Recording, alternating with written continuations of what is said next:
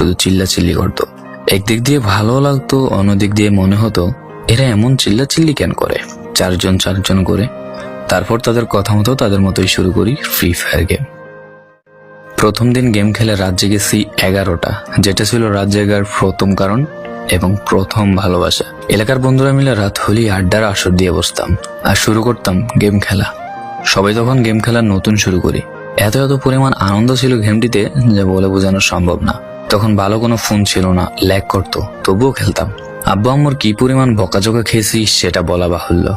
অনেকদিন তো স্কুলও যাইতাম না, বন্ধুরা বসে গেম খেলতাম। কিছু টাকা জুগিয়ে কয়েক মাস পর একটা লেভেল আপ পাস ছিল না, 200 টাকায় বোধ হয় 800 ডায়মন্ড পাওয়া যেত। তো সেখান থেকে 800 ডায়মন্ড থেকে একটা অলগ ক্যারেক্টার নিই। আর সেই অলগ ক্যারেক্টার ছিল তখনকার সময়ের সবচেয়ে দামি ক্যারেক্টার। তখনকার দামি প্লেয়ার মনে হতো নিজেকে। আবার গেমের ভিতর অনেকের সাথে বন্ধুত্ব পর্যন্ত হয়ে গিয়েছিল। গেমের ভিতরে বন্ধুত্ব হলেও বাস্তব ছিল বন্ধুত্বগুলো। তখন ফ্রি ফায়ারে ডু পার্টনার সিস্টেমটা ছিল না, তাই কোনো মেয়ে গেমেও ছিল না। তারপর যখনই মেয়েরা গেমটা শুরু করে তখনই আস্তে আস্তে গেমের আনন্দ নষ্ট হয়ে যায়। অনেক বেশি র্যাম প্রয়োজন হতো, তো তাই গেমটা খেলতে ভালো একটা ফোনের প্রয়োজন হইতো। কিন্তু তখন ফোন ছিল না, কোনো রকম একটা ফোন দিয়ে খেলতাম গেমটা।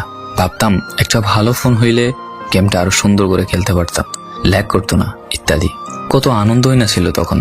প্রতি সপ্তাহে শুক্রবার বসে সবাই গিল্ডের গ্লোরি ফুল করতাম একটা কাস্টমের জন্য। পরের দিন সবাই মিলে আনন্দ নিয়ে একটা একটা করে কাস্টম খেলতাম। আমার জীবনের প্রথম 3 বছরের ভালোবাসা। কোনো মেয়ের জন্য আমি গেমটাকে কখনো ইগনোর করি নাই। যখন মন খারাপ থাকতো গেমটা খেলতাম একা একা। একটা ভয় পাইলেই তৎক্ষণাৎ মন ভালো হয়ে যাইতো, মুখে সব সময় একটা মৃদু হাসি থাকতো। এখন আমার কাছে গেমটা খেলার মতো অনেক ভালো একটা ফোন আছে, আমার কাছে এখন অনেক ভালো কালেকশন আছে, টপ আপ করার জন্য টাকাও আছে। কিন্তু গেমের ভিতরে থাকা সেসব বন্ধুরা আর নেই। সবাই ব্যস্ত হয়ে গেছে, সবার আইডি গুলো অফলাইন হয়ে গেছে।